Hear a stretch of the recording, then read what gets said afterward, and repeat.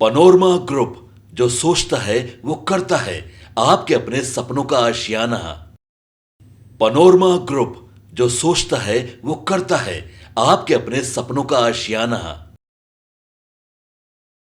नमस्कार, आप देख रहे हैं भारत लाइव। देखिए, एक बार फिर से हम लोग हाजिर हैं आपके सामने भारत लाइव की खास पेशकश खेल समझिए लेकर के। आपको बता दें कि चुनाव का आगाज़ हो गया है, लेकिन चुनाव जिस तरीके से नए नए रुख दिखा रहा है वो बिहार की सियासत में तब्दीलियां बहुत तेज़ी से ला रहा है। आपने देखा है किस तरीके से बीते दिन आरजेडी और कांग्रेस में जो ठनी है, एक तरफ आरजेडी ने बीमा भारती को पूर्णिया से फील्डिंग कर दिया है, वहीं दूसरी तरफ पप्पू यादव ने इंडिपेंडेंटली नॉमिनेशन फाइल कर दिया है। अब देखना यह है कि क्या महागठबंधन के खात्मे का आगाज़ हो गया है और एनडीए जो दावेदारी कर रही है आराम से निकल जाएगी 400 पार और बिहार में 40 का आंकड़ा क्या एनडीए के लिए आसान होगा। तमाम मामलों के लिए बाबा से जुड़ेंगे और जानेंगे कि चिराग मांझी और नीतीश के भविष्य का क्या होगा, क्या राउंड 2 तय करेगा और फिर लालू की स्ट्रैटेजी कहां तक काम करेगी। इन तमाम मामलों के लिए जुड़ते हैं बाबा से। क्या लगता है सर, राउंड 2 में कुछ होगा क्या?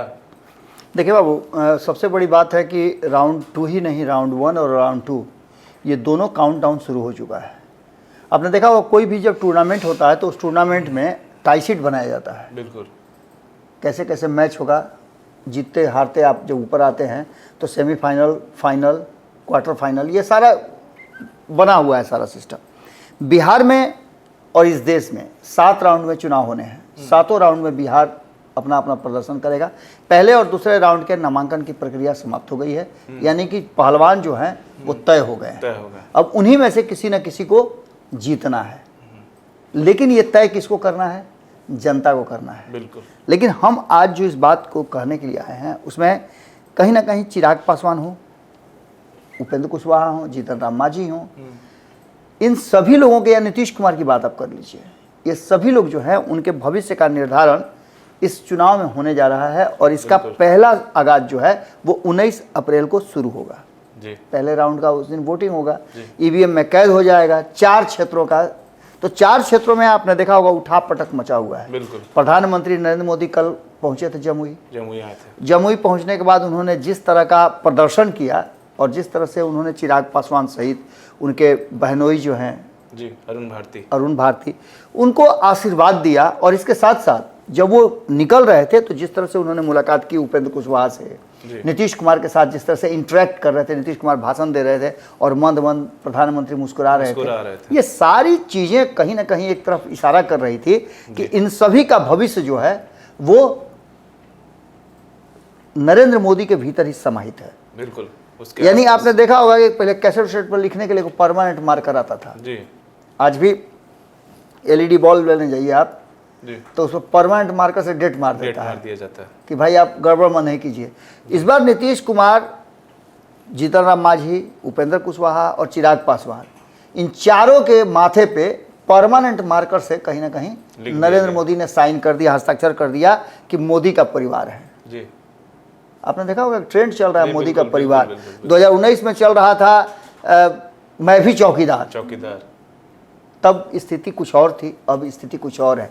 परिवारवाद को लेकर के नरेंद्र मोदी ने बहुत सारी बातें तो नहीं कही, लेकिन उन्होंने 2005 से पहले का बिहार और इस बात का पहले इसी बात से शुरुआत किया था नीतीश कुमार ने। नीतीश कुमार जब स्टेज पर भाषण देने गए तो उन्होंने 2005 के पहले के बिहार की तुलना की जी। हालांकि आपको याद होगा, आश्चर्य भी होता है, हंसी भी आती है कि 2.5 महीना पहले वो उन्हीं लोगों के साथ थे जिन लोगों की आज खिल्ली उड़ा रहे थे। बिल्कुल। और ये कोई पहली बार नहीं है, इससे पहले 2013 में भी बाहर हुए थे एनडीए से, तो उन्हीं लोगों के सहारे सरकार चला रहे थे। ये सब सियासत है, लेकिन इस सियासत में जब आप पुंग जाते हैं, जैसे बचपन में देखिएगा कि आप खेला जाता है, ऐसे लाइन पार दिया जाता है और एक टांग से एक घेरे से दूसरे घेर में जाया जाता है। वही स्थिति इन लोगों की है। ये सब लंगड़े हैं, वर्तमान परिस्थिति में सब लंगड़े हैं। अगर नरेंद्र मोदी से लड़ाई लड़नी थी नीतीश कुमार को, तो वो लड़ाई तो बहुत अच्छा लड़ रहे थे, उन्होंने विपक्ष को एकजुट कर लिया था। लेकिन जरूरत क्या पड़ी, तो कहीं ना कहीं नीतीश कुमार को ये बात समझ में आ गया कि जिस कुनबे में है, जिस नाव में वो सवार है, उसमें पहले से छेद हो गया है। तो वो धीरे धीरे करके क्या होगा, तो पूरा नाव भर जाएगा और डूबने का चांस ज़्यादा है। ये बातें अब और ज़्यादा नजर आ रही है जब नरेंद्र मोदी ने सीधे कह दिया कि अब की बार 400 पार और बिहार में 40 से पार। एक बात इसमें चिराग पासवान ने ऐड कर दिया कि इस बार 40 में 41 सीट हम जीत करके आएंगे जी। अब ये 40 में 41 सीट वाला फंडा हम बाद में बताएंगे, लेकिन पहले आपको बता दें कि जमुई में चिराग पासवान के जीजा हैं, इसमें प्रतिष्ठा खुद चिराग पासवान की फंसी हुई है, 2-2 बार वहाँ से सांसद रहे हैं। और इसके साथ साथ रामविलास पासवान का जो बड़ा ऑरा है जी अपने समाज के नेता के प्रति और देश के नेता के प्रति, हर ऐसी सरकार है जो केंद्र में बनी है उसके वो हिस्सा रहे हैं, अगर एक आध को छोड़ दे तो। जब से उन्होंने राजनीति शुरू की, जब से वो केंद्र में की राजनीति में गए हैं, तब से लगातार वो सरकार का हिस्सा रहे हैं। तो ये उनके राजनीतिक कौशल का ही परिचय था। जीतन राम मांझी की बात कर लें तो जीतन राम मांझी की भी प्रतिष्ठा फंसी हुई है, और ये प्रतिष्ठा अगर परमानेंट मार्कर से नहीं लिखाता तो इस प्रतिष्ठा पर पहले ही से विराम लग गया होता, क्योंकि कई बार मांझी चुनाव गया से लड़ चुके हैं और परास्त हो चुके हैं। पिछले चुनाव में भी लड़े थे, परास्त हो गए थे। बात करें नवादा की तो नवादा में भी भारतीय जनता पार्टी के साथ साथ विवेक ठाकुर और उनके पिता सीपी ठाकुर का जो प्रतिष्ठा है वो दांव पे लगा हुआ है। सबसे बड़ी बात यह कि नवादा भूमिहारों के लिए कहा जाता है कि सबसे मुफीद है, चारागाह है। वहां जाइए, चढ़ के आइए, कोई आपको बोलने वाला नहीं है और पेट भी आपका भर जाएगा। कुछ कीजिए चाहे नहीं कीजिए, नवादा में निकल जाइएगा। आपको भूमिहार होना चाहिए, भूमिहार है तो आप वहां से जीत जाइएगा। अब चाहे आप क्षेत्र में क्या कर रहे हैं क्या नहीं कर रहे हैं आपने देखा होगा। हाँ, एक बात जरूर है कि नवादा की जनता जो है एक बार से दूसरा बार मौका नहीं देती है। गिरिराज सिंह भी को भी जाना पड़ा 2019 में, 14 में जीत करके आए थे। चंदन सिंह को भी जाना पड़ा, हालांकि चंदन सिंह के साथ तो एक दुखद घटना घटी कि उनके गले का ऑपरेशन हुआ, इसके चलते वो बोल नहीं पा रहे थे, इसलिए लोगों को काफ़ी समय तक वो बीमार भी रहे। खैर, औरंगाबाद की बात करें तो यहाँ भी प्रतिष्ठा दांव पर लगी हुई है। ये चित्तौड़गढ़ कहा जाता है, राजपूतों का यहाँ ठाट रहा है। अब तक एक आध बार को छोड़ दें तो यहाँ हर बार 2 ही परिवार के यहाँ एमपी चुन करके आए हैं, चाहे सत्येंद्र बाबू का परिवार है या फिर राम नरेश सिंह का परिवार हो, जिनके पुत्र हैं अभी सुशील कुमार सिंह। यहाँ भी प्रतिष्ठा दाव पर लगी हुई है और 2-2 पारियां जीतने वाले सुशील सिंह का भी दाव इस पर लगा हुआ है। यहाँ तो परमानेंट मार्कर से पहले ही साइन हो गया था, चुनाव शुरू होने से, डेट फाइनल होने से पहले ही नरेंद्र मोदी आ करके सासाराम में और यहाँ साइन कर चुके थे। तो औरंगाबाद की बात अगर करते हैं तो औरंगाबाद भी प्रतिष्ठा दाव पर, ये पहले चरण की मैं बात बता रहा हूँ। इन सभी लोगों का जो भविष्य है वो 19 तारीख को, इंतजार कीजिए, काउंटडाउन शुरू हो चुका है, 19 तारीख को इनका भविष्य कैद हो जाएगा। और नरेंद्र मोदी ने ये कह दिया है कि भाई हम तो आए हैं आप लोगों से इसी के लिए कि इन सब लोगों का बेड़ा पार लगाइए।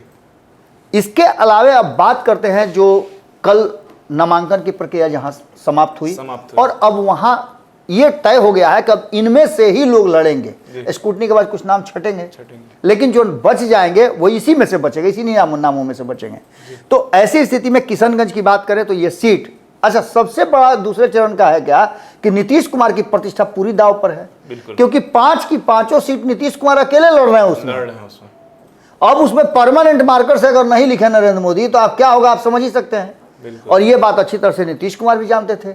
हालांकि इसमें कई ऐसे उम्मीदवार हैं जो अपने बल पर जीतने के लिए सक्षम है, लेकिन उन्हें भी चाहिए क्योंकि जीत का आंकड़ा और थोड़ा बड़ा हो, ग्राफ और बड़ा हो। इसमें से किशनगंज की बात हमने की तो किशनगंज एक मात्र वाहिद सीट थी जिसको 2019 में हार चुके थे नीतीश कुमार। इस बार उन्होंने उम्मीदवार भी बदला है। दूसरी तरफ से कांग्रेस है, कांग्रेस के मोहम्मद जावेद जो वर्तमान सांसद हैं वो चुनाव लड़ रहे हैं। कटिहार की बात करें तो कटिहार में दुलाल चंद गोस्वामी हैं और ये पूरी तरह से समझिए कि सबसे ऊपर अपर हैंड रखे हुए हैं जदयू में। नरेंद्र मोदी के भी परम प्रिय हैं और नरेंद्र मोदी की पूरी टीम के परम प्रिय हैं। उसके पीछे कारण है कि बाकी लोग संसद बनते हैं तो कुछ और सोचते हैं, कुछ और करते हैं, और ये जब से संसद बने हैं तब से पटना में इनको नहीं देखिएगा, दिल्ली से सीधे पहुंचते हैं कटिहार, दिल्ली से सीधे कटिहार, और कटिहार में जाकर के चौक चौराहा पर गांव गांव घूम करके समस्या पूछते हैं और समाधान करते हैं। कई ऐसी योजनाएं परियोजनाएं हैं जो कटिहार में उन्होंने दिया है और कटिहार के लोगों का तकदीर बदलने की कोशिश कर रहे हैं। तो ऐसी स्थिति में तारिक अनवर को पिछली बार हराए थे, तारिक अनवर का लगातार रहा है। यहाँ समीकरण बड़ा अजीब है, यहाँ मुस्लिम 41% है, उसमें दुलाल चंद गोस्वामी का जीत जाना आप समझ सकते हैं कि क्या स्थिति रही होगी। निश्चित रूप से वहाँ बेहतर होगा। तारिक अनवर कई बार वहाँ चुनाव जीत चुके हैं, लगभग 4-5 बार जहाँ तक मेरी याददाश्त है वहाँ से MP बन चुके हैं। लेकिन इस बार लड़ाई जो है उसमें तारिक अनवर को लेकर के लोगों में बड़ी कन्फ्यूजन है। तो ऐसी स्थिति में 41% भर से अगर ये तारिक अनवर वाला फैक्टर काम कर जाए तो मुस्लिम और यादव मिलाकर के जीत की गारंटी होते हैं, करीब 52-53% हो जाता है। लेकिन रेस्ट जो सामान्य वर्ग से लेकर के वैश्य और दलित और पिछड़ा अति पिछड़ा है, इन सभी लोगों को अगर जोड़ देते हैं, अति पिछड़ा में 18% OBC है, जिसमें से आप पहले ही 11% छाट दिए, मतलब 18% और 11% 29% है। वो सारी चीजें मिला करके कटिहार में एक समीकरण बन रहा है और यहाँ भी दुलाल चंद गोस्वामी के माथे पर मैं मोदी का परिवार हूँ साइन हो चुका है।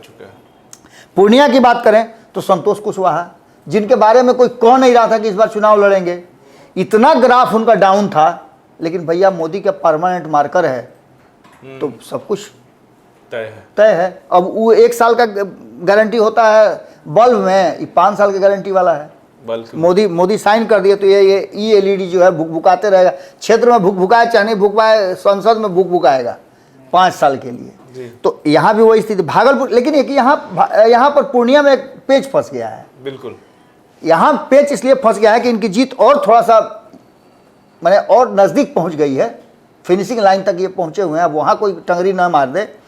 पप्पू यादव यहाँ से ताल ठुक चुके हैं। वीमा भारती को दूसरे खेमे से लाने का लोगों को वो दर्द है। राजद के लोगों को लग रहा है कि हम नहीं थे। अब जैसे अपने बेटा रहते हुए आप दूसरे के बेटा, पड़ोसी के बेटा का बियाह हमें लगिए नाचने और उसी का मौरी पहनाने लगिए, उसी का समधी बन जाइए, तो अपना बेटा आपसे क्या करेगा, आपको पता ही है।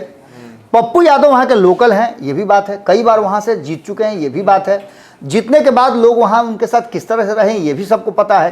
अब संतोष कुशवाहा को दो लोगों को जवाब देना है, बीमा भारती को भी और पप्पू यादव को भी। तो ऐसी स्थिति में यहाँ जो परमानेंट मार्कर जो है वो साइन तो हो गया है, लेकिन मुश्किल होगा, क्योंकि कभी कभी ऐसा होता है ना कि गारंटी वाला बल्ब भी पहले ही फ्यूज हो जाता है, बदलता है। तो हो सकता है कि इसमें से कोई बदल जाए, ये भी हो सकता है। भागलपुर की बात करें तो यहाँ अजय मंडल का भी परमानेंट मार्कर से है, चूंकि यहाँ मंडल वर्सेस मैंने यहाँ पिछड़ा और माफ़ कीजिएगा अगड़ा और पिछड़ा कराने की कोशिश हुई है। यहाँ अजीत शर्मा का खड़ा करना इस बात की तरफ इशारा कर रहा है कि बार बार मंडल वर्सेस मंडल होता था तो परिणाम मंडल के ही पक्ष में जाता था। इस बार एक नया स्ट्रेटजी है और यह स्ट्रेटजी अगर काम कर गई तो अगड़ा पिछड़ा हुआ तो अजीत शर्मा का चांस बन सकता है। लेकिन पहले ही से बता रहे हैं कि गारंटी वाला बल्ब है 5 साल के, नरेंद्र मोदी ने लेफ्ट हैंड से साइन किया है, इसलिए लेफ्ट होने का कोई सवाल नहीं है। बांका की बात करें तो गिरधारी यादव, इनका भी चुनाव लड़ने का कोई चांस नहीं था, लेकिन चूंकि परमानेंट मार्कर से इनका भी साइन हो गया है तो इनके साथ भी यही स्थिति है। यानी मिला जुला करके पहले और दूसरे राउंड में जिस तरह की स्ट्रेटजी बनी है उसमें लालू प्रसाद ने भी कोशिश किया था कि हमें अपने स्ट्रेटजी को बना करके, जैसे आप दूसरे राउंड में देख लीजिए, दूसरे राउंड में इसमें जो 5 सीटें हैं, 5 सीटों में इसमें 3 सीट पर कांग्रेस लड़ रही है। यानी कि ये जो क्षेत्र है सीमांचल का, ये कहीं ना कहीं 2 ही हिस्सों में बटा हुआ है, एक या तो अगड़ा या पिछड़ा या अल्पसंख्यक बनाम अन्य। इसी पर यह पूरा कहानी होना है और ये कहानी करने का भारतीय जनता पार्टी ने कहीं ना कहीं मौका निकाल लिया है। दूसरा चीज, भारतीय जनता पार्टी खुद लड़ती तो कोई समस्या था, नीतीश कुमार को खड़ा कर दिया है। सबसे बड़ी बात कि नीतीश कुमार ने मंच से जो बात आज कही है वो बात आपको भी ज़हन में होगा, सारे बिहार की जनता ने सुना है कि अरे वो सब आ जाएगा तो जानते हैं हिंदू मुस्लिम करवाता है, लड़वाता है, लेकिन हम वो सब नहीं होने दिए। हुआ 2005 के बाद वो सब, इसीलिए आप लोग मोदी जी को 40 के 40 सीट दीजिए। तो यहाँ एक और स्थिति बदल जाती है। ऐसी स्थिति में आप समझ लीजिए कि जो भी स्ट्रेटजी लालू की बनी है, लालू की स्ट्रेटजी ने कोशिश तो किया था लालू प्रसाद ने, पहले आप देखिएगा पहले राउंड में 4 सीट पर खुद लड़ रहे थे, बिल्कुल। दूसरे राउंड में 3 सीट दे दिया उन्होंने, जहां पूरा कॉन्टेस्ट है वो दे दिया कि भाई हम काहे इस पेच में फंसे, साफ अलग कर दिया। अब ऐसी स्थिति में आप समझ सकते हैं कि चिराग कुशवाहा, मांझी और नीतीश कुमार का भविष्य जो है वो सेकंड राउंड तय करेगा। क्योंकि आप समझ लीजिए पहले राउंड में चिराग पासवान के जीजा वाला बात हमने बताया, जीतन राम मांझी को 1 सीट मिली है, 1 सीट ही उनका है। चिराग पासवान का प्रतिष्ठा अपने भले ही वो हाजीपुर से जीत जाए, लेकिन अगर कहीं अगर जमुई से हार गए तो उनकी, उनके जीजा की और उनके पिताजी की, यहाँ तक कि नरेंद्र मोदी की भी प्रतिष्ठा वहाँ दाव पर लगी हुई है, क्योंकि नरेंद्र मोदी ने जीत का आश्वासन दिया है, वहाँ सारा स्वांग कर दिया। इसके अलावा आप नवादा की बात करें तो विवेक ठाकुर, यहाँ भी प्रतिष्ठा भाजपा की खुद फंसी हुई, औरंगाबाद में खुद फंसी हुई है, और बाकी के आप समझ ही रहे हैं कि नीतीश कुमार की प्रतिष्ठा है जी। अब इस पर साइन किए हैं तो काला से किए हैं कि लाल से किए हैं, ये आने वाले वक्त में देखना होगा। जी हाँ, जैसा कि आपने सुना कि बाबा ने एक एक बारीकियों को बहुत अच्छे से बताया है कि राउंड 2 जो है लोकसभा चुनाव का बिहार में वो काफ़ी हैरान करने वाला रहेगा। जिस तरीके से नतीजे देखने को मिल रहे हैं अभी तक, उससे तो यही मालूम चलता है कि पहला राउंड जितना हैरान करने वाला रहा है, दूसरा राउंड सबके लिए काफ़ी हैरान और परेशान करने वाला रहेगा, क्योंकि जितने भी सियासी पार्टियाँ हैं जो इस मैदान में हैं उन सब की इज्जत दाव पे लगी है। बहरहाल ऐसी तमाम अपडेट्स के लिए देखते रहे भारत लाइव। शुक्रिया। पनोरमा ग्रुप, जो सोचता है वो करता है। अगर ये वीडियो पसंद आई और वह बिहार के राजनीति और बिहारियत से सरोकार रखेनी तो सब्सक्राइब बटन दबा के चैनल के सब्सक्राइब कर ली। ओजे एगो घंटी बा, ओकरा बटन दबा देला से कुल सटीक और मारक खबर रुआ मुफ्त में मिल जाई। अगर रुआ पत्रकारिता के हमनी के नया प्रयोग में सहयोग कर चाहतानी तो ज्वाइन बटन दबा दी। पेटीएम नंबर नोट कर ली 9386816700। धन्यवाद।